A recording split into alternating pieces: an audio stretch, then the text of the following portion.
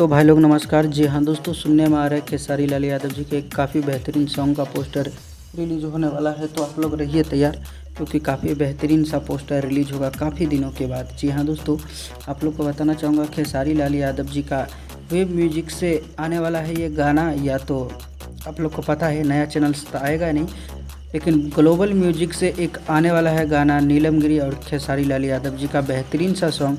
इस गाने को ग्लोबल म्यूजिक वाले ने खरीद लिया और बहुत जल्दी इस गाने का पोस्टर को रिलीज़ किए जाएंगे। सुनने में आ रहा है तरबूजा हो सकता है गाने का, जो कि काफ़ी बेहतरीन सा टाइटल है। और बहुत जल्दी आप लोग को फाइनल खुलासा मिल जाएगी कब आएगा गाना। तो चैनल को कर लीजिए सब्सक्राइब, वीडियो को लाइक। मिलते हैं फिर से नेक्स्ट वीडियो के साथ, तब तक के लिए भाई take care, love you all.